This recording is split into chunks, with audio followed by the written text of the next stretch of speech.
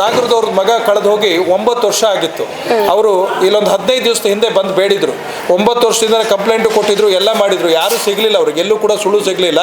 ಇಲ್ಲಿಗೆ ಯಾರು ಆಡೋದ್ ಮೇಲೆ ಅಮ್ಮನ ಸುದ್ದಿ ಹೇಳಿದಾಗ ಬಂದು ಹೇಳ್ಕೊಂಡು ಹೋಗಿದ್ರು. ಹೇಳ್ಕೊಂಡು 3 ದಿವಸಕ್ಕೆ ಮಗನಿಂದ ಫೋನ್ ಬಂತು. ಹೇಗೆ ಅಂದರೆ ಒಂದು ವಾರ ಮುಂಚೆನೇ ಆನ್ಲೈನಲ್ಲಿ ನಾಗೇಶ್ವರ ಪೂಜೆ ಬುಕ್ಕಿಂಗ್ ಮಾಡಬೇಕಾಗತ್ತೆ. ಬುಕ್ಕಿಂಗ್ ಆದಮೇಲೆ 7 ದಿವಸ ಎಲ್ಲ ನಾನ್ ವೆಜ್ ಎಲ್ಲ ಬಿಡದೇ ಇರುತ್ತೆ. ಇದು ಮೂಲಸ್ಥಾನನ? ಇದೇ ಮೂಲಸ್ಥಾನ. ಇದು ಭೂಮಿಯಿಂದ 12 ಅಡಿ ಹೋಗ್ತಾ ಇದೆ. ಅಲ್ಲಿ ವಿಶೇಷ ಭೂತರ ಏನು ವಿಶೇಷ ಅಂದರೆ ಈಗ ಬೇರೆಯವ್ರಿಗೆ ದುಡ್ಡು ಕೊಟ್ಟಿದ್ರೆ ಅದೆಲ್ಲ ಹಣಕಾಸಿನ ಮೋಸ ಆಗಿದ್ರೆ, ಆಮೇಲೆ ಅವ್ರ ಮೇಲೆ ಮಾಟ ಮಂತ್ರ ಮಾಡಿದರೆ, ಅವ್ರ ಮೇಲೆ ವ್ಯಾಮಾಚಾರ ಮಾಡಿದರೆ, ಬೇರೆ ದುಡ್ಡು ಕೊಟ್ಟು ಆ ದುಡ್ಡು ಬರ್ದೇ ಇರೋದಲ್ಲ. ಏನು ಇದು ಕಂಪ್ಲೀಟ್ಲಿ ಜೈನ್ ಟೆಂಪಲ್ ಇದೆ, ಹಿಂದೂ ಟೆಂಪಲ್ ಅಲ್ಲ. ನಾಡಿನ ಸಮಸ್ತ ಜನತೆಗೆ ನಮಸ್ಕಾರ. Welcome to my YouTube channel K traveller siblings.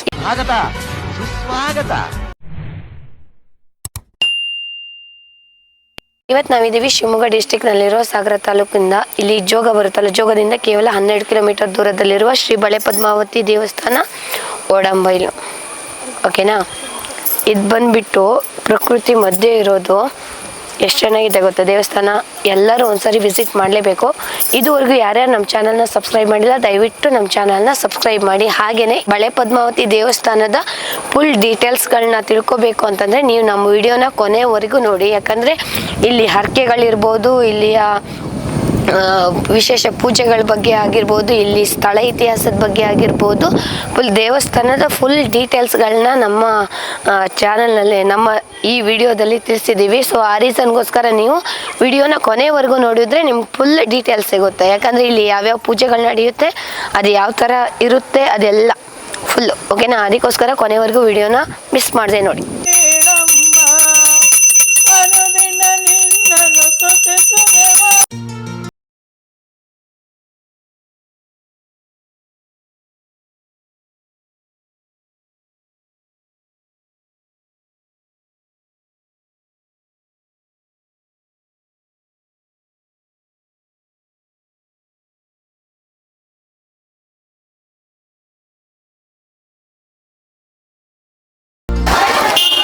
ಇವಾಗ ನಾವು ಹೋಗ್ತಾ ಇರೋದು ಬಂದ್ಬಿಟ್ಟು ಶ್ರೀ ಬಳೆ ಪದ್ಮಾವತಿ ಅಮ್ಮನವರ ಮೂಲಸ್ಥಾನ. ಅದು ಬಂದ್ಬಿಟ್ಟು ಇಲ್ಲಿರೋದು. ಇವಾಗ ಹೊಸದಾಗಿ ಇಲ್ಲಿ ಮಾಡಿದ್ದಾರೆ. ಸೊ ಫಸ್ಟು ಮೂಲಸ್ಥಾನಕ್ಕೆ ಹೋಗಿ ಬರೋಣ, ಅಮ್ಮನ ಬೇಡ್ಕೊಂಡು ಬರೋಣ. ಅದು ಹೇಗಿದೆ ಅಂತ ತೋರಿಸ್ತೀನಿ.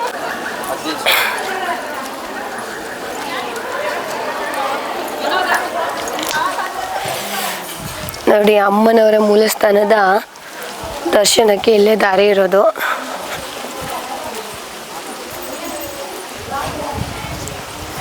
ನೋಡಿ, ಇದು ಪಶ್ಚಿಮ ಅಭಿಮುಖ ಪದ್ಮಾವತಿ ದೇವಿ ಅಂತ.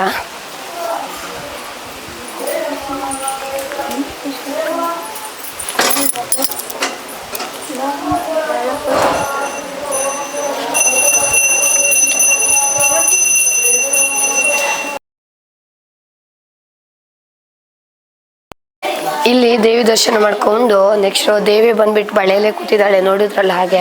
ಇಲ್ಲಿ ಬಳೆ ಸಮರ್ಪಣೆ ಅಂತ ಇರುತ್ತೆ. ನಮ್ದು ಏನಾದ್ರು ಹರಕೆ ಬಳೆ ಹರಕೆಗಳು ಹೊತ್ಕೊಂಡಿದ್ದಿದ್ರೆ ಅದನ್ನ ನಾವು ಕೊಡ್ತೀವಲ್ಲ, ಆ ಟೈಮಲ್ಲಿ ಇಲ್ಲಿ ಮಾಡ್ಬೋದು. ಬಳೆ ಅದಕ್ಕೆ ಹೋಗೋದು ಇದು. ನೋಡಿ, ಉತ್ತರಾಭಿಮುಖ ಪದ್ಮಾವತಿ ದೇವಿ. ನಾನು ಆವಾಗಲೇ ಹೇಳಿದ್ನಲ್ಲ, 4 ದಿಕ್ಕುಗಳಿಂದನೂ ದೇವಿ ಕಾಣಿಸ್ತಾರೆ ಅಂತ. ನೋಡಿ, ಸೇಮ್ ಈಗ ಆ ಕಡೆನೂ ಕಾಣಿಸ್ಲು, ಈ ಕಡೆನೂ ಕಾಣಿಸ್ತದೆ. ನೋಡಿ, 4 ದಿಕ್ಕಿಂದ ದೇವರು ಕಾಣುತ್ತೆ. ಈಗಿರೋದು ಉತ್ತರಾಭಿಮುಖ. ಸರಿ, ಜಾಗದ ವಿಶೇಷತೆ ಬಗ್ಗೆ ಏನು ಹೇಳಕ್ಕೆ ಇಷ್ಟಪಡ್ತೀರಾ? ನೋಡ್ರಿ, ಈ ಕ್ಷೇತ್ರ ಶರಾವತಿ ಹಿನ್ನೀರಿನಲ್ಲಿ ಮುಳುಗಡೆ ಆಗತ್ತೆ. ಲಿಂಗನಮಕ್ಕಿ ಡ್ಯಾಮ್ದಲ್ಲಿ ಅಲ್ಲಿ ಹೆಬ್ಬೈಲು ಅಂತೇಳಿ ಊರ ಹೆಸರು. ಡ್ಯಾಮ್ ಮುಳುಗಡೆ ಆದ ನಮ್ಮ ಕ್ಷೇತ್ರ ಇತ್ತು.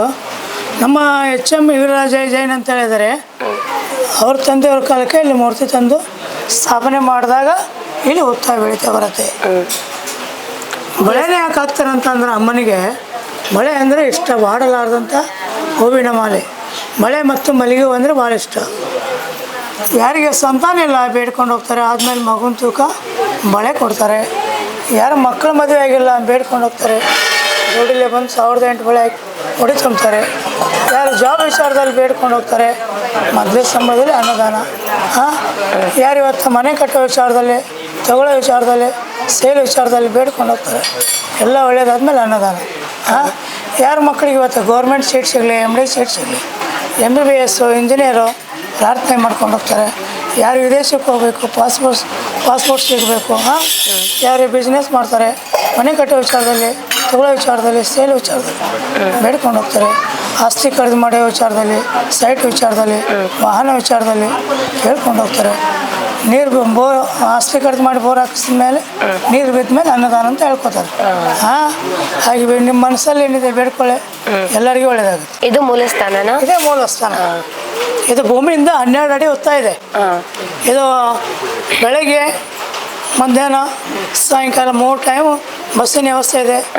ಅದು ಬೆಳಗ್ಗೆ ತಿಂಡಿ ವ್ಯವಸ್ಥೆ, ಮಧ್ಯಾಹ್ನ ಊಟ, ಸಾಯಂಕಾಲ ಊಟ. ಈ ಬಸ್ಸಿಗೆ ಬರ್ಬೇಕಂದ್ರೆ ಎಲ್ಲಿಂದ ಬರಬೇಕು? ಸಾಗರ ಜೋಗ.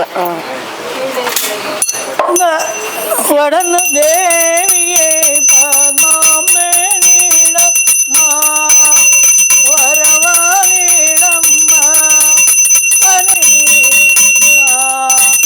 ವರವ ನೀಡಮ್ಮ. ತುಳಸಿ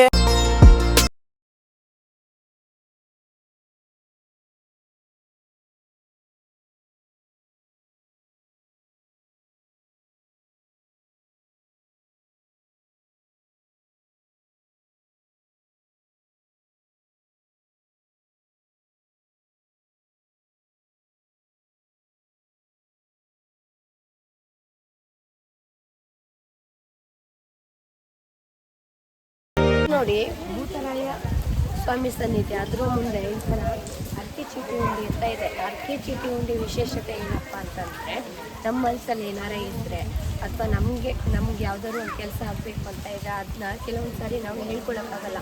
ಅಂಥ ವಿಷಯಗಳನ್ನ ಚೀಟಿಗಳ ಮೂಲಕ ಬರೆದ್ಬಿಟ್ಟು ಈ ಉಂಡಿಲಿ ಹಾಕೋದ್ರಿಂದ ಆ ಆಸೆ ಈಡೇರುತ್ತೆ ಅನ್ನೋದು ಇಲ್ಲಿ ಜನರ ನಂಬಿಕೆ. ನೀವು ಒಂದು ಸಾರಿ ಟ್ರೈ ಮಾಡಿ ನೋಡಿ. ನಾನಿವಾಗ ಒಂದು ಚೀಟಿಲಿ ಬರೆದ್ಬಿಟ್ಟು ಹಾಕ್ತೀನಿ, ಬನ್ನಿ. ನೆಕ್ಸ್ಟ್ ಆ ಅರ್ಕೆ ಈಡೇರಿದ ಮೇಲೆ ಬಂದ್ಬಿಟ್ಟು ಅರ್ಕೆನ ತೆಗೆದುಕೊಂಡು ಹೋಗ್ಬೇಕು. ನಾವು ಆಲ್ರೆಡಿ ತುಂಬ ಜನ ಅರ್ಕೆ ಚೀಟಿ ಎಲ್ಲ ಬರೆದು ಹಾಕಿದ್ದಾರೆ. ಯಾವುದಕ್ಕೂ ಆಮೇಲೆ ಏನು ಬೇಕಾದನ್ನೆಲ್ಲ ಮನಸ್ಸಿಗೆ ಬಂದಿದ್ದನ್ನೆಲ್ಲ ಬರೆದು ಹಾಕ್ಬಿಟ್ಟು ನಮ್ಮ ಕೆಲಸ ಆಗಲಿಲ್ಲ ಅನ್ನೋಕ್ಕೆ ಹೋಗಬೇಡಿ.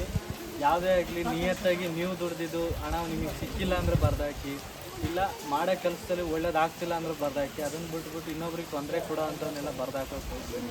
ಒಂದು ರಿಕ್ವೆಸ್ಟ್.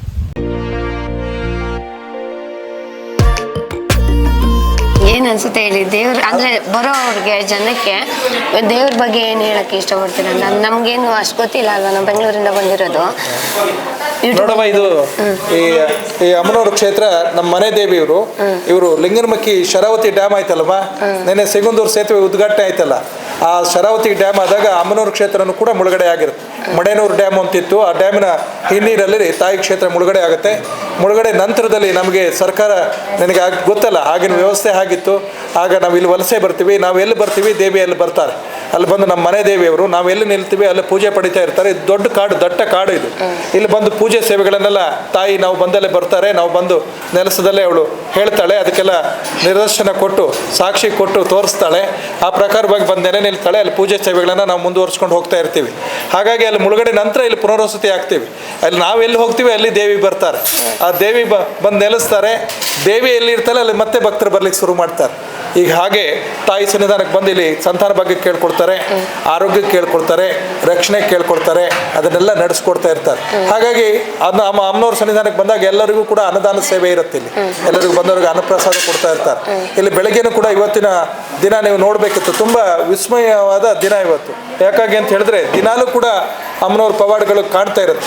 ಇವತ್ತು ಒಬ್ಬರು ಇದೇ ಶಿವಮೊಗ್ಗದವರಿಗೆ ಸಾಗರದವ್ರ ಮಗ ಕಳೆದು ಹೋಗಿ 9 ವರ್ಷ ಆಗಿತ್ತು. ಅವರು ಇಲ್ಲೊಂದು 15 ದಿವಸದ ಹಿಂದೆ ಬಂದು ಬೇಡಿದ್ರು. 9 ವರ್ಷದಿಂದ ಕಂಪ್ಲೇಂಟು ಕೊಟ್ಟಿದ್ರು, ಎಲ್ಲ ಮಾಡಿದ್ರು, ಯಾರೂ ಸಿಗಲಿಲ್ಲ ಅವ್ರಿಗೆ, ಎಲ್ಲೂ ಕೂಡ ಸುಳ್ಳು ಸಿಗಲಿಲ್ಲ. ಇಲ್ಲಿಗೆ ಯಾರು ಆಡೋನ್ ಮೇಲೆ ಅಮ್ಮನ ಸುದ್ದಿ ಹೇಳಿದಾಗ ಬಂದು ಹೇಳ್ಕೊಂಡು ಹೋಗಿದ್ರು. ಹೇಳ್ಕೊಂಡು 3 ದಿವಸಕ್ಕೆ ಮಗನಿಂದ ಫೋನ್ ಬಂತು. 9 ವರ್ಷ ಸಿಕ್ಕದೇ ಇದ್ದವನು, ಪೊಲೀಸರ ಕೈಗೂ ಸಿಕ್ಕದೇ ಇದ್ದವರು ಮತ್ತೆ 4ನೇ ದಿವಸಕ್ಕೆ ಮನೆಗೆ ಬಂದಿದ್ದಾರೆ. ಇವತ್ತು ಇಲ್ಲಿ ಬಂದು ಹರಕೆ ತೀರಿಸಿದ್ದಾರೆ. ನನ್ನ ಮಗ ಸಿಕ್ಕಿದ್ರು ಸ್ವಾಮಿ, ಅನ್ನದಾನ ಮಾಡಿಸ್ತಾ ಇದ್ದೀನಿ ಅಂತ ಹೇಳ್ಕೊಂಡ್ರು. ಅದೇ ರೀತಿಯಾಗಿ ಸಂತಾನ ಭಾಗ್ಯನೂ ಕೂಡ ಇಲ್ಲಿ ಬಂದು ಕೇಳ್ಕೊಳ್ತಾರೆ. 10 ವರ್ಷದವ್ರಿಗೆ ಮಕ್ಕಳಿರಲಿಲ್ಲ, ಬಂದು ಬೇಡಿದ್ರು, ಅವರು ಕೂಡ ಫಲ ಆಗಿದೆ, ಇವತ್ತು ಕೊಟ್ಟೋದ್ರು. ಆಮೇಲೆ ಇನ್ನೊಬ್ರಿಗೆ ಕಣ್ಣು ಕಾಣಲಾಗಿತ್ತು, 15 ದಿವಸದಿಂದ ಕಣ್ಣು ಕಾಣಲಾಗಿತ್ತು, ತುಂಬ ದಿವಸದಿಂದ ಕಣ್ಣು ಕಾಣಲಾಗಿತ್ತು. 15 ದಿವಸದಿಂದ ಒಡನ್ಬೇಲ್ ಕ್ಷೇತ್ರದ ಗೊತ್ತಾಗಿ ಯೂಟ್ಯೂಬಲ್ಲೆಲ್ಲ ನೋಡಿ ಅವ್ರಿಗೆ ಹರಕೆ ಮಾಡ್ಕೊಂಡ್ರಂತೆ. ಅವ್ರಿಗೆ ಸ್ಪಷ್ಟವಾಗಿ ಕಣ್ಣು ಕಂಡು ಇವತ್ತು ದರ್ಶನ ಮಾಡ್ಕೊಂಡು ಎಷ್ಟೋ ಜನ ಭಕ್ತಿಪೂರ್ವಕವಾಗಿ ಮನೆಯಲ್ಲೇ ಮಾಡ್ಕೊಂಡು ಇವತ್ತು ಹರಕೆ ಬಂದು ಕೊಟ್ಟವ್ರು ಇದಾರೆ. ಹಾಗಾಗಿ ತಾಯಿಗೆ ಅವಳು ನಿಮ್ಮ ಹರಕೆಯನ್ನು ಕೂಡ ಅಲ್ಲಿ ಭಕ್ತಿಯಿಂದ ಮಾಡ್ಕೊಂಡ್ರೆ, ನಂಬಿಕೆ ಇಟ್ಟು ಮಾಡ್ಕೊಂಡ್ರೆ ಹರಕೆ ಈಡೇರಿಸಿದಾಗ ಬಂದು ಹೋಗ್ಬೇಕಾಗತ್ತೆ. ಹಾಗಾಗಿ ಅವರು ಕೂಡ ಇವತ್ತು ಕಣ್ಣಿಂದು ಸ್ವಾಮಿ ನನಗೆ ಕಾಣ್ತಾ ಇದೆ ತಾಯಿಗೆ ಹೇಳ್ಕೊಂಡ್ಮೇಲೆ ಅಂತ ಹೇಳಿ ಹರಕೆ ತೀರಿಸೋಗಿದ್ದಾರೆ. ಹೀಗೆಲ್ಲ ನಿದರ್ಶನಗಳು ತಾಯಿ ದಿನಾಲೂ ಕೂಡ ತನ್ನ ಸತ್ಯವನ್ನು ತೋರ್ತಾ ಇದ್ದಾಳೆ. ಬಂದಾಗ ಕ್ಷೇತ್ರದಲ್ಲಿ ಬಂದವರಿಗೆ ಅನ್ನದಾನದ ವ್ಯವಸ್ಥೆ ತಾಯಿ ಕ್ಷೇತ್ರದಲ್ಲಿ ನಿಮ್ಮಂಥ ಭಕ್ತರು ಕೊಟ್ಟು ಕಾಣಿಕೆಯಲ್ಲಿ ಅದನ್ನು ವ್ಯವಸ್ಥೆ ಮಾಡಿರ್ತಾರೆ. ಪ್ರಸಾದ ಸ್ವೀಕಾರ ಮಾಡಿ ತಮ್ಮ ಕೋರಿಕೆ ಎಲ್ಲ ಕೇಳ್ಕೊಂಡು ಹೋಗಿರ್ತಾರೆ. ತಾಯಿ ನಡೆಸ್ಕೊಡ್ತಾರವ. ಅವ್ರ ಹರಕೆ ಆದಾಗ ಮಗುವಿನ ತೂಕದ ಬಳೆ ತುಲಾಭಾರ ಕೊಡ್ತಾರೆ, ಅನ್ನದಾನದ ಸೇವೆ ಕೊಡ್ತಾರೆ, ಅಲಂಕಾರ ಸೇವೆ ಕೊಡ್ತಾರೆ. ಈ ಹರಕೆಗಳನ್ನೆಲ್ಲ ಮಾಡ್ಕೊಂಡು ಹೂವಿನ ಅಲಂಕಾರ ಸೇವೆ ಮಾಡಿಸ್ತಾರೆ. ಹೀಗೆಲ್ಲ ಹೇಳ್ಕೊಂಡಿರ್ತಾರೆ. ಇಲ್ಲಿ ಮದುವೆ, ಮಕ್ಕಳು, ಆರೋಗ್ಯ, ಸಂಪತ್ತು, ರಕ್ಷಣೆಗೆ ಬಂದು ಬೇಡ್ತಾ ಇರ್ತಾರವ. ತಾಯಿ ನಡೆಸ್ಕೊಡ್ತಾ ಇರ್ತಾರೆ. ಹಾಗಾಗಿ ನೀನು ಕೂಡ ಬಂದು ಇಲ್ಲಿ ಕೇಳ್ತಾ ಇದ್ದೀಯ. ಇದರಿಂದ ಎಷ್ಟೋ ಜನಕ್ಕೆ, ಸಾವಿರಾರು ಜನಕ್ಕೆ ಇದೆ ಮಾಧ್ಯಮದ ಮೂಲಕ ಮುಟ್ಟಿ ಅವರಿಗೂ ಕೂಡ ತಾಯಿ ದರ್ಶನದ ಭಾಗ್ಯ ಸಿಗಲಿ ಅಂತ ಹೇಳಿ ಪ್ರಾರ್ಥನೆ ಮಾಡ್ತಾ ನಿನಗೂ ಕೂಡ ಒಳ್ಳೇದಾಗ್ಲವ. ಎಷ್ಟು ವರ್ಷಗಳಿಂದ ಸರ್ ಇಲ್ಲಿರೋದು? ಇದು ಇಲ್ಲಿ ಸುಮಾರು ನೆಲೆಸಿ ಸುಮಾರು ಶರಾವತಿಲಿ ಮುಳುಗಡೆ ಆದ ನಂತರದಲ್ಲಿ ಸುಮಾರು 85 ವರ್ಷ ಆಯ್ತು ಇಲ್ಲಿಗೆ ಬಂದು. ಅದಕ್ಕೂ ಮೊದಲು ಶರಾವತಿಲಿ ಮುಳುಗಡೆ ಆಗಿರುತ್ತೆ. ಅದಕ್ಕೆ ನೂರಾರು ವರ್ಷದ ಇತಿಹಾಸ ಇದೆ. ಇವತ್ತು ನಿನ್ನೆ ನಾವು ಏನು ಮಾಡಿದ್ದಲ್ಲವ, ಇದು ತಲೆಮಾರುಗಳಿಂದ ನಡ್ಕೊಂಡು ಬಂದಿದ್ದು. ಇದು ಮುಳುಗಡೆ ಆದ ನಂತರ ಪುನರ್ವಸತಿ ಆಗಿದೆ ಅಷ್ಟೇ. ಹಾಗಾಗಿ ಈಗ ರಸ್ತೆ ವ್ಯವಸ್ಥೆ ಈಗ ಸಾಧಾರಣ ಎಲ್ಲ ವ್ಯವಸ್ಥೆ ಆಗ್ತಿದೆ. KPTCL ನಿಗಮದಿಂದ ಆ ರಸ್ತೆ ಎಲ್ಲ ಮಾಡಿಕೊಡ್ತಾ ಇದ್ದಾರೆ ಭಕ್ತರಿಗೆಲ್ಲ. ಇನ್ನೂ ಕೆಲಸ ಸ್ವಲ್ಪ ಅಲ್ಲಲ್ಲೇ ಬಾಕಿ ಇದೆ. ಅದನ್ನೆಲ್ಲ ನಿಮ್ಮಂಥ ಭಕ್ತರು ಇದ್ದಾರೆ, ಸಂಬಂಧಪಟ್ಟವರಿಗೆಲ್ಲ ಮಾತಾಡಿ ಮಾಡಿಸ್ತಾರೆ. ಹಾಗಾಗಿ ನೀನು ಬಂದು ಕೇಳ್ತಿದ್ದೆ, ನಿನಗೂ ಕೂಡ ಒಳ್ಳೇದಾಗ್ಲವ, ರಕ್ಷಣೆ ಆಗುತ್ತೆ, ಒಳ್ಳೇದಾಗ್ಬಾರ್ದು, ಒಳ್ಳೇದಾಗತ್ತೆ. ಹೋಗಿ ಮುಂದೆ ನಿನ್ನ ಮಾರ್ಗನೂ ಒಳ್ಳೇದಾಗುತ್ತೆ. ತಾಯಿ ನಡೆಸ್ಕೊಡ್ತಾರೆ. ಹೋಗಿ. Thank you sir. ಇಲ್ಲಿ ಮುಕ್ತನಾಗಸ್ವಾಮಿ ಸನ್ನಿಧಿ ಇದೆ. ಇಲ್ಲಿ ವಿಶೇಷತೆ ಬಗ್ಗೆ ಇಲ್ಲಿಯ ಸ್ವಾಮೀಜಿಗಳ ಹತ್ರನೇ ಕೇಳೋಣ. ಸರ್, ಏನು ವಿಶೇಷತೆ ಈ ಜಾಗದ ಬಗ್ಗೆ? ಇಲ್ಲಿ ನಾಗರಿಕ ವಿಶೇಷತೆ ಏನಿಲ್ಲ. ಇಲ್ಲಿ ಈ ನಾಗರಿಕ ಅಭಿಷೇಕ ಮಾಡಿಸೋ ಕಾರಣದಿಂದ ಈ ಕಾಳಸರ್ಪ ದೋಷ, ನವರ ದೋಷ, ಕುಜ ದೋಷ, ರಾಹುಕೇತು ದೋಷಗಳು ಏನಿರ್ತವೆ, ಈ ದೋಷಗಳೆಲ್ಲ ಪರಿಹಾರ ಮಾಡೋಕ್ಕೆ ಇಲ್ಲಿ ಅವ್ರ ಕೈಯರ್ಥಕವಾಗಿ ನಾವು ಅಭಿಷೇಕವನ್ನು ಮಾಡಿಸ್ತೀವಿ. ಇಲ್ಲಿ ಅಭಿಷೇಕ ಮಾಡೋ ಕಾರಣ ಏನಂದರೆ, ಈಗ ಸಂತಾನ ಪ್ರಾಪ್ತಿಯಲ್ಲಿ, ಆರೋಗ್ಯದಲ್ಲಿ, ಉದ್ಯೋಗದಲ್ಲಿ, ಬಿಸ್ನೆಸ್ಸಲ್ಲಿ ಮತ್ತು ಹಣಕಾಸಿನ ರಕ್ಷಣೆ ಏನೇ ತೊಡಕು ದೋಷ ಇದ್ದರೆ ಇದಕ್ಕೆ ನಾಗರಿಕ ಅಭಿಷೇಕವನ್ನು ಮಾಡಿಸ್ತೀವಿ. ಇದು ಹೇಗೆ ಅಂದರೆ, ಒಂದು ವಾರ ಮುಂಚೆನೇ ಆನ್ಲೈನಲ್ಲಿ ನಾಗೇಶ್ವರ ಪೂಜೆ ಬುಕ್ಕಿಂಗ್ ಮಾಡಬೇಕಾಗತ್ತೆ. ಬುಕ್ಕಿಂಗ್ ಆದಮೇಲೆ 7 ದಿವಸ ಎಲ್ಲ ನಾನ್ ವೆಜ್ ಎಲ್ಲ ಬಿಡದೇ ಇರುತ್ತೆ. ಆ 7 ದಿವಸ ನಂತರ ಟೆಂಪಲ್ ಕಡೆಯಿಂದ ಕಾಲ್ ಮಾಡ್ತಾರೆ. ಬೆಳಗ್ಗೆ ಕಾಲ್ ಮಾಡಿದ್ರೆ ಸಂಜೆ ಬಂದು ಹಾಲ್ಟಿಂಗ್ ಇರಬೇಕಾಗತ್ತೆ. ಆನಂತರ ಮಾರ್ನಿಂಗ್ ಬೆಳಗ್ಗೆ ಮುಂಚೆ ಅವರು ಅವತ್ತೇನು ಸಂಜೆ ಬಂದು ಹಾಲ್ಟಿಂಗ್ ಆದಾಗ ಕಾಯಿನ್ಸ್ ಎಲ್ಲ ಕೊಟ್ಬಿಟ್ಟು ಬೆಳಗ್ಗೆ ಮುಂಚೆ 108 ಪ್ರದಕ್ಷಿಣೆ ಹಾಕಿಬಿಟ್ಟು ಅವ್ರನ್ನ ಶುದ್ಧೀಕರಿಸಿ ಸಂಕಲ್ಪ ಮಾಡಿಸಿ ಆ ನಂತರದಲ್ಲಿ ಅವ್ರ ಕೈಯರ್ಥಕವಾಗಿ ನಾಗರೋಷನ ಅಭಿಷೇಕವನ್ನು ಮಾಡಿಸ್ತೀವಿ. ಅದು ಏನೇ ಸಂಪೂರ್ಣ ನಾಗರೋಷನ ಒಂದು ಕಡೆಗೆ ಅಭಿಷೇಕ ಆದಮೇಲೆ ಸಹಿತ 7 ದಿವಸ ನಾನ್ ವೆಜ್ ಎಲ್ಲ ಬಿಡಬೇಕಾಗತ್ತೆ. ಅದು ಯಾಕೆ ಮಾಡಿಸ್ತಂದ್ರೆ, ಮುಂದೆ ಅವರ ಉದ್ಯೋಗದಲ್ಲಿ ತೊಡಕಾಗಿದ್ರೆ, ಆರೋಗ್ಯದಲ್ಲಿ, ಬಿಸ್ನೆಸ್ಸಲ್ಲಿ ಏನೇ ಇದ್ದರೂ ತೊಡಕು ದೋಷ, ದರಿದ್ರ ದೋಷಗಳು, ಜನ್ಮ ನಕ್ಷತ್ರ ದೋಷಗಳಿದ್ರೆ ಆ ದೋಷಗಳೆಲ್ಲ ಪರಿಹಾರ ಆಗ್ತವೆ. ಹಾಗಾಗಿ ಇದನ್ನು ಇದು ತುಲಾಭಾರ ನಡೆಯೋ ಸ್ಥಳ ಸರ್ ಅಲ್ಲ? ಇಲ್ಲಿ ವಿಶೇಷ ಏನಂದರೆ, ಈ ತುಲಾಭಾರಕ್ಕೆ ಈಗ ಮಕ್ಕಳ ವಿಚಾರಕ್ಕೆ ಏನು ಹೇಳ್ಕೊಂಡಿದ್ರೆ, ಮಗು ಆದಮೇಲೆ ಬಂದು ಮಗು ತುಗರಷ್ಟು ತುಲಾಭಾರನ ಹೇಳ್ಕೊಂಡಿದ್ರೆ, ಆ ಮಗು ತುಗರಷ್ಟು ತುಲಾಭಾರನ ಕೊಡತಕ್ಕದ್ದು. ಒಂದು ಸೈಡ್ ಬಳೆನ, ಒಂದು ಸೈಡ್ ಪಾಪನ ಕೂರಿಸ್ಬಿಟ್ಟು ತುಲಾಭಾರನ ಮಾಡಿಸ್ತೀವಿ. ಮತ್ತೆ ಅದು ಬಳೆನ ದೇವರಿಗೆ ಬಳೆನೇ ಹಾಕೋದು. ಹೌದು, ಮಗು ತುಗರಷ್ಟು ಬಳೆನೇ ಹೇಳ್ಕೊಂಡಿದ್ರೆ. ಎಷ್ಟೋ ಜನ ಕಾಯಿನ್ಸಿನ ತುಲಾಭಾರ ಹೇಳ್ಕೊಂಡಿದ್ರೆ, ಕಾಯಿ ತುಲಾಭಾರ ಹೇಳ್ಕೊಂಡಿದ್ರೆ, ಜಾಸ್ತಿ ಕೊಡತಕ್ಕದ್ದು ತಾಯಿಗೆ ಬಳೆನೇ ಕೊಡತಕ್ಕದ್ದು ಪದ್ಮಾವತಿಯಮ್ಮನಿಗೆ. ಹಾಗಾಗಿ ಇದು ತುಲಾಭಾರ ಅಂತ ಹೇಳ್ಕೊಂಡು. ಮತ್ತು ಹಾಗೆಯೇ ಇನ್ನು ದೊಡ್ಡವರು ಇನ್ನು ಉದ್ಯೋಗದ ವಿಚಾರಕ್ಕೆ, ಆರೋಗ್ಯದ ವಿಚಾರಕ್ಕೆ, ಬಿಸ್ನೆಸ್ ವಿಚಾರಕ್ಕೆ ಮತ್ತು ಪಾಸ್ಪೋರ್ಟ್ ವಿಚಾರಗಳಿಗೆ ಏನಾದ್ರು ಹೇಳ್ಕೊಂಡಿರ್ತಾರೆ, ಅದಕ್ಕೆ ಅವ್ರ ತೂಕರಷ್ಟು ತುಲಾಭಾರ, ಅಕ್ಕಿ ಧಾನ್ಯ ತುಲಾಭಾರನ ಕೊಡತಕ್ಕದ್ದು. ಈ ತುಲಾಭಾರಕ್ಕೆ ಕೆಲಸಗಳಾದ್ಮೇಲೆ ಬಂದು ಕೊಡತಕ್ಕದ್ದು ಬೆಲ್ಲ. ಇಲ್ಲಿ ಈ ಸ್ಥಳದ ಮಹಿಮೆ ಏನಂದರೆ, ಇಲ್ಲಿ ಬಳೆ ಪದ್ಮಾವತಿ ಇದು ಜೈನ್ ಟೆಂಪಲು. ಇಲ್ಲಿ ಜೈನ್ ಟೆಂಪಲ್ ಏನಂದರೆ, ಇಲ್ಲಿ ಅಮ್ಮನವರಿಗೆ ಜಾಸ್ತಿ ಹರಕೆ ಇರ್ತಕ್ಕಂಥ ಈ ಬಳೆ ಮುಖಾಂತರನೇ ಜಾಸ್ತಿ ಕೊಟ್ಟಿರ್ತಾರೆ. ಯಾಕಂದರೆ ಎಷ್ಟೋ ಜನ ಭಕ್ತರು ಯೂಟ್ಯೂಬಲ್ಲಿ ನೋಡಿಬಿಟ್ಟು ಇಲ್ಲಿ ಬಂದು ಹರಕೆಯನ್ನು ತೀರಿಸ್ತದೆ. ಅದು ಏನಂದರೆ, ಈಗ ಮದುವೆ ವಿಚಾರ ವಿಳಂಬಾಗಿದೆ, ಸಂತಾನ ಪ್ರಾಪ್ತಿಯಲ್ಲಿ, ಆರೋಗ್ಯದಲ್ಲಿ, ಉದ್ಯೋಗದಲ್ಲಿ, ಬಿಸ್ನೆಸ್ಸಲ್ಲಿ ಏನೇ ತೊಡಕು ದೋಷಿದ್ರೆ, ಏನೋ ಅಮ್ಮನವ್ರ ಹರಕೆಗಳನ್ನು ಇಲ್ಲಿ ಸಾಲ ಬದಿಯನ್ನು ತೊಡಕಾಗಿದ್ರೆ ಎಲ್ಲ ಬಂದು ಇಲ್ಲಿ ತಾಯಿ ದರ್ಶನ ಮಾಡ್ಕೊಂಡು ಹೇಳ್ಕೊಂಡೋಗಿರ್ತಾರೆ. ಅದಕ್ಕೆ ಕೆಲಸಗಳಾದ್ಮೇಲೆ ಬಂದು ಹರಕೆ ರೀತಿಯಲ್ಲಿ ಒಪ್ಸಿರ್ತಾರೆ. ಈಗ ಮದುವೆ ಆಗಿಲ್ಲ ಅಂದರೆ, ಈಗ ಅವ್ರದ್ದು ಏನು ಮದುವೆ ಆಗಿರುತ್ತೆ, ಮದುವೆ ಆದಮೇಲೆ ಬಂದು ಜೋಡಿ ಬಂದು ಅವರು ಗಂಡ ಹೆಂಡತಿ ಬಂದು 1000 ಎಂಟು ಬಳೆ ಕೊಟ್ಟು 21 ಮೊಳ ಹೂ ಕೊಟ್ಟು ಉಳಿ ತುಂಬಬೇಕು. ಆ ನಂತರದಲ್ಲಿ ಮತ್ತೆ ಅವರಿಗೆ ಅದಾದ ಬಂದು ಹರಕೆ ಒಪ್ಪಿಸ್ಬೇಕು. ಆ ನಂತರ ಬಂದು ಅವ್ರ ಜೋಡಿ ಬಂದು ಹರಕೆ ಒಪ್ಪಿಸ್ಬೇಕು. ಆ ನಂತರದಲ್ಲಿ ಇನ್ನು ಯಾರಿಗೆ ಮಕ್ಕಳಾಗಿಲ್ವೋ, ಮಗು ಆದಮೇಲೆ ಬಂದು ಮಗು ತುಕರಷ್ಟು ತುಲಾಭಾರ ಬಳೆದು ಹೇಳ್ಕೊಂಡೋಗಿರ್ತಾರೆ. ಮಗು ತುಕರಷ್ಟು ತುಲಾಭಾರ ಬಳೆ ಕೊಡಬೇಕು, ಒಂದು ಬೆಳ್ಳಿ ತೊಟ್ಲು ಕೊಡಬೇಕು. ಇದನ್ನು ಹರಕೆನ ಹೇಳ್ಕೊಂಡ್ರೆ ಕೆಲಸ ಆದ್ಮೇಲೆ ಹರಕೆನ ಒಪ್ಪಿಸಿರ್ತಾರೆ. ಇನ್ನು ಉದ್ಯೋಗದ ವಿಚಾರಕ್ಕೆ ಮತ್ತು ಆರೋಗ್ಯದ ವಿಚಾರಕ್ಕೆ, ಮನೆ ಕಟ್ಟೋ ವಿಚಾರಕ್ಕೆ ಮತ್ತು ಸಾಲ ಬಾಧೆ ಏನಾದ್ರು ತೊಡಕು ದೋಷಗಳಿದೆ, ಅದಕ್ಕೆ ಏನಾದ್ರು ಇತ್ತು ಅಂದರೆ ಒಂದು ದಿವಸ ಅನ್ನದಾನ ಸೇವೆ ಮತ್ತು 108 ಬಳೆಯನ್ನು ಹೇಳ್ಕೊಂಡಿರ್ತಾರೆ. ಅದು ಕೆಲಸಗಳಾದ್ಮೇಲೆ ಬಂದು ಹರಕೆಯನ್ನು ಒಪ್ಪಿಸಬೇಕು. ಹಾಗೆಯೇ ಅವರ ತೂಕದಷ್ಟು ತುಲಾಭಾರನ ಸಹಿತ ಕೊಡಬಹುದು. ಬೆಲ್ಲ ತುಲಾಭಾರ, ಧಾನ್ಯ ತುಲಾಭಾರಗಳನ್ನು ಕೊಡತಕ್ಕದ್ದು. ಅಲ್ಲಿ ಮತ್ತೊಂದು ಭೂತರಾಯನ ಸನ್ನಿಧಿ ಅಂತಿದೆಯಲ್ಲ, ಅದ್ರ ವಿಶೇಷತೆ ಏನು ಸರ್? ಅಲ್ಲಿ ವಿಶೇಷತೆ ಭೂತರಾಯನ ವಿಶೇಷ ಅಂದರೆ, ಈಗ ಬೇರೆಯವ್ರಿಗೆ ದುಡ್ಡು ಕೊಟ್ಟಿದ್ರೆ, ಅದೆಲ್ಲ ಹಣಕಾಸಿನ ಮೋಸ ಆಗಿದ್ರೆ, ಆಮೇಲೆ ಅವ್ರ ಮೇಲೆ ಮಾಟ ಮಂತ್ರ ಮಾಡಿದರೆ, ಅವ್ರ ಮೇಲೆ ಅಮಾಚಾರ ಮಾಡಿದರೆ, ಬೇರೆ ದುಡ್ಡು ಕೊಟ್ಟು ಆ ದುಡ್ಡು ಬರ್ದಿರೋದೆಲ್ಲ ಏನೋ ಹೇಳ್ಕೊಂಡಿದ್ರೆ, ಆ ಕೆಲಸಗಳಾದ್ಮೇಲೆ ಹೇಳ್ಕೊಂಡೋಗಿರ್ತಾರೆ. ಆ ಕೆಲಸಗಳಾದ್ಮೇಲೆ ಬಂದು ಅಮ್ಮನಲ್ಲಿ ಬಂದು ಭೂತರಾಜ ಬಂದು ಕುಂಬಳಕಾಯಿ, ತ್ರಿಶೂಲ ಮತ್ತು ಕುಂಕುಮನ ಹೇಳ್ಕೊಂಡಿರ್ತಾರೆ. ಅದು ಕೆಲಸಗಳಾದ್ಮೇಲೆ 3 ತಂದು ವಾಪಸ್ ಬರತಕ್ಕದ್ದಕ್ಕೆ. ಎಷ್ಟು ಗಂಟೆಯಿಂದ ಎಷ್ಟು ಗಂಟೆ ಓಪನ್ ಇರುತ್ತೆ ದೇವಸ್ಥಾನ? ಬೆಳಗ್ಗೆ 7 ಗಂಟೆಯಿಂದ ಸಂಜೆ 7 ಗಂಟೆ ತನಕ ಓಪನ್ ಇರುತ್ತೆ. ಮಧ್ಯಾಹ್ನ 2ರಿಂದ 3 ತನಕ ರೆಸ್ಟ್ ಇರುತ್ತೆ, ಕ್ಲೋಸ್ ಇರುತ್ತೆ. ಸೊ ಅನ್ನದಾಸೋಹ ಬೆಳಗ್ಗೆ 9 ಗಂಟೆಯಿಂದ 11 ಗಂಟೆ ತನಕ ತಿಂಡಿ ಪ್ರಸಾದ ಇರುತ್ತೆ. ಆಮೇಲೆ 12ರಿಂದ 3 ಗಂಟೆ ತನಕ ಅನ್ನ ಪ್ರಸಾದ ಇರುತ್ತೆ. ಸಂಜೆಗೂ ಸಹಿತ 6 ಗಂಟೆಯಿಂದ 7 ತನಕ ಅನ್ನ ಪ್ರಸಾದ ಇರುತ್ತೆ. 3 ಹೊತ್ತು ಇರುತ್ತೆ ಪ್ರಸಾದ ಇರುತ್ತೆ. ಇರೋದಕ್ಕೆ ಜಾಗ ಏನಾದ್ರು ಇದೆ ಅಂದ್ರೆ ಹೋಟೆಲ್ ಇಲ್ಲಿ ಫೆಸಿಲಿಟಿ ಹಾಲ್ಟಿಂಗ್ ವ್ಯವಸ್ಥೆಗಳು ಇರುತ್ತೆ. ಬಟ್ ಏನೋ 7 ಗಂಟೆ ಒಳಗೆ ಬಂದಿದ್ರೆ ಹಾಲ್ಟಿಂಗ್ ವ್ಯವಸ್ಥೆ ಅಂದರೆ ಈಗ ರೂಮ್ಸ್ ಎಲ್ಲ ಬೇಕು ಅಂದ್ರೆ ನಾನು ಸಂಜೆ 4 ಗಂಟೆ ಒಳಗೆ ಬಂದರೆ ಕೂಡ ಇಲ್ಲೇ ಬರ್ಬೋದು ಅಥವಾ ಅದು ವೆಬ್ಸೈಟ್ ಅಲ್ಲೇ ಮಾಡ್ತೀವಿ? ಇಲ್ಲ, ರೂಮ್ಸಿಗೆ ಬಂದು ಇಲ್ಲಿ ರೂಮ್ಸ್ ಬೇಕು ಅಂದ್ರೆ ಇಲ್ಲಿ ಬಂದು ಒಂದು ದಿವಸ ಮುಂಚೆ ಬಂದು ಹಾಲ್ಟಿಂಗ್ ಬೇಕು. ನಾಳೆಗೆ ನಾಗ ಪೂಜೆ ಅಂತ ಹೇಳಿದ್ರಲ್ಲ, ಪೂಜೆಗೆ ಅಂತ ನಿಮ್ಗೆ ವೆಬ್ಸೈಟ್ ಅಲ್ಲೇ ಬುಕ್ ಮಾಡ್ಕೋತಾರೆ ಅಲ್ವಾ? ಅಲ್ಲಿ ಬರ್ತೀನಿ, ಅಲ್ಲಿ ಬುಕ್ ಮಾಡ್ಕೊಂಡವ್ರಿಗೆ ಬರ್ತೀನಿ, ಚಂದ್ರ ಬರ್ತೀನಿ. ಹಾಂ, ಅಲ್ಲಿ ಬುಕ್ ಮಾಡ್ಕೊಂಡವ್ರಿಗೆ ಸಪ್ರೇಟ್ ಆಗಿ ಏನಾದ್ರು ರೂಮ್ ವ್ಯವಸ್ಥೆ ಇದೆಯಾ? ಇಲ್ಲ, ಅದಕ್ಕೆ ನಾಗದೋಷ ಪೂಜೆ ಏನು ಮಾಡಿಸಿರಲ್ಲ ಅವರಿಗೆಲ್ಲ ಬುಕ್ಕಿಂಗ್, ಆನ್ಲೈನ್ ಬುಕ್ಕಿಂಗ್ ಏನಿಲ್ಲ ರೂಮ್ ಸಿಗಲ್ಲ. ಬಟ್ ಏನಂದರೆ ನೀವು ಒಂದು ದಿವಸ ಮುಂಚೆ ಬಂದಷ್ಟು ಬೇಗ ಆದಷ್ಟು ಬೇಗ ನೀವು 4 ಗಂಟೆ ಒಳಗೆ ಬಂದಿದ್ರೆ ನಿಮ್ಗೆ ರೂಮ್ ಫೆಸಿಲಿಟಿ ಸಿಗುತ್ತೆ. ಅಷ್ಟು ಮೇಲೆ ಬಂದರೆ ರೂಮಿನ ಫೆಸಿಲಿಟಿ ಸಿಗೋದಿಲ್ಲ. ನೆಕ್ಸ್ಟ್ ಬಂದರೆ ನೀವೆಲ್ಲ ಮಾಡ್ಕೋಬೋದು ಅಷ್ಟರೊಳಗೆ. ಇಲ್ಲಿ ನೀವು ಬಂದು ರೂಮ್ಸಿಗಾಗಲಿ ಅಥವಾ ನೀವು ದೇವಸ್ಥಾನ ಏನೋ ಮೀಟ್ ಮಾಡೋದ್ರಲ್ಲಿ ಆಫೀಸ್ ನಂಬರ್ ಇರುತ್ತೆ. ಆಫೀಸ್ ನಂಬರ್ನ ಕ್ಲಿಕ್ ಮಾಡ್ಕೊಂಡು ಹೋಗಿ ವೆಬ್ಸೈಟ್ ನಂಬರ್ ಇದೆ www.odamel.com ಅಂತ ಹೊಡೆದ್ರೆ ಆಯಿತು.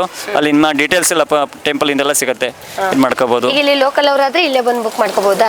ಇಲ್ಲ, ಆ ಥರ ಏನು ಲೋಕಲ್ನವ್ರು ಬಂದು ಅಂತಿಲ್ಲ. ಬಟ್ ಆನ್ಲೈನ್ ಎಲ್ಲರೂ ಲೋಕಲ್ನವ್ರು ಬಂತು, ಜನರಲ್ಲೂ ಬಂತು, ಎಲ್ಲರೂ ಆನ್ಲೈನಲ್ಲಿ ಬುಕ್ಕಿಂಗ್ ಮಾಡ್ಕೊಬರ್ಬೇಕು. ಆನ್ಲೈನಲ್ಲಿ ಬುಕ್ಕಿಂಗ್ ಮಾಡ್ಕೋಬೇಕು. ಒಂದು ವಾರ ಮುಂಚೆನೇ ಆನ್ಲೈನಲ್ಲಿ ಬುಕ್ಕಿಂಗ್ ಮಾಡ್ಬೇಕಾಗತ್ತೆ ಎಲ್ಲರೂ ಅಷ್ಟೇ. ಇದುವರೆಗೂ ನಮ್ಮ ಜೊತೆ ಇದ್ದು ಈ ದೇವಸ್ಥಾನದ ವಿಶೇಷತೆಗಳ ಬಗ್ಗೆ ತಿಳಿಸ್ಕೊಟ್ಟಿರೋ ಅಂತ ಸಚಿನ್ ಅವರಿಗೆ ಧನ್ಯವಾದಗಳು ಸರ್ ನಮ್ಮ ಚಾನಲ್ ಕಡೆಯಿಂದ.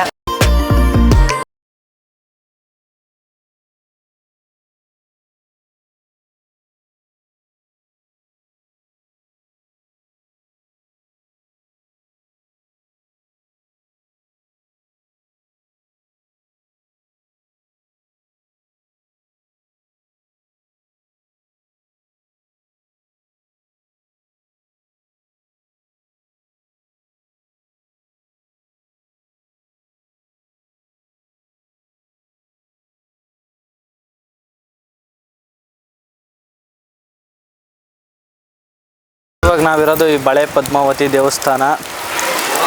ಈ ದೇವಸ್ಥಾನ ಬಂದ್ಬಿಟ್ಟು ಜೈನ್ ಟೆಂಪಲ್. ಇದು ಹಿಂದೂ ಟೆಂಪಲ್ ಅಲ್ಲ, ಜೈನ್ ಟೆಂಪಲ್. ಇದನ್ನು ನಡೆಸ್ತಾ ಇರೋದು ಕೂಡ ಒಂದು ಜೈನ್ ಫ್ಯಾಮಿಲಿನೇ.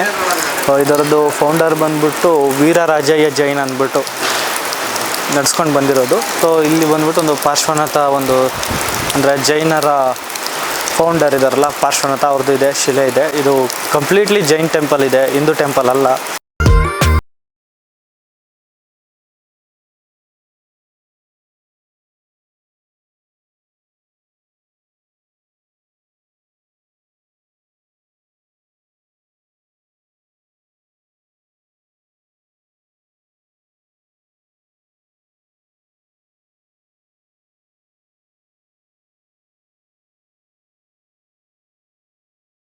ಇಷ್ಟ ಆದರೆ ಲೈಕ್ ಮಾಡಿ, ಶೇರ್ ಮಾಡಿ, ಕಾಮೆಂಟ್ ಮಾಡಿ.